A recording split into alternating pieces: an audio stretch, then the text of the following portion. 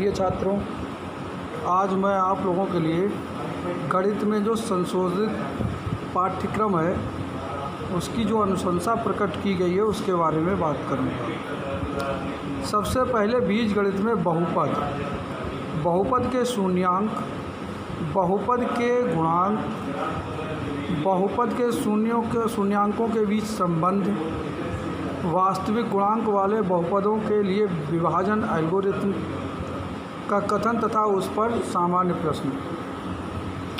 तो ये बच्चों आपका बिल्कुल ही आपके सिलेबस से हटा दिया गया है। इसमें जो दूसरे नंबर पे आता है वो आपका है वृत्त पे। अब वृत्त की स्पर्श रेखा से होकर जाने वाले त्रिज्या पर लंब, इस तरीके के जो सवाल थे वो आपके सिलेबस से अब हटा दिए गए हैं। किसी बाह्य बिंदु से खींची गई दो स्पर्श रेखाओं की लंबाइयाँ बराबर होती हैं, इस तरीके के जो आधारित प्रश्न थे या प्रमेय थी वह भी आपकी हटा दी गई हैं।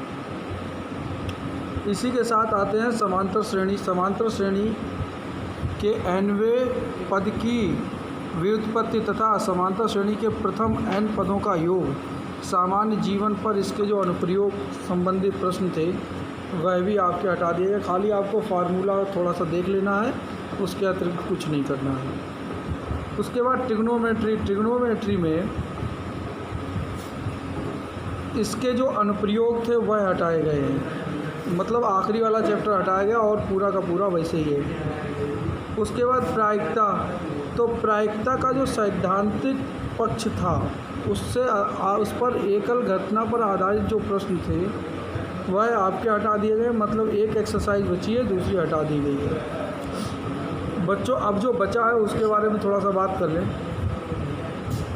संख्या पद्धति आपके 5 नंबर की है, उसी के साथ आपका बीजगणित 18 नंबर का आज भी है, पहले भी इतने का ही था।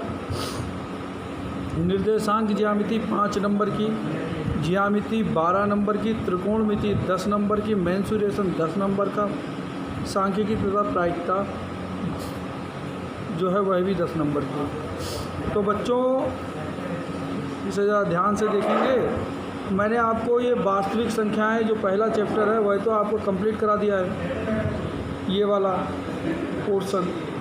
अब हमारा जो बचा हुआ जो दूसरा पोर्शन है, अब मैं उस पर आपकी बात कर रहा हूँ। आजकल मैं आपको जो आज मैंने पढ़ाया तो उसमें आपका जो पढ़ाया है 2 चर वाले रेखिक युग्म ग्राफीय विधि से, और दूसरा है आपका प्रतिस्थापन विधि, विलोपन विधि और वज्रगुणन विधि।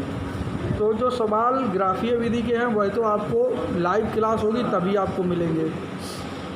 प्रतिस्थापन, विलोपन और वज्रगुणन विधि जो है उसको मैं आपको इसी तरीके से समझाऊंगा।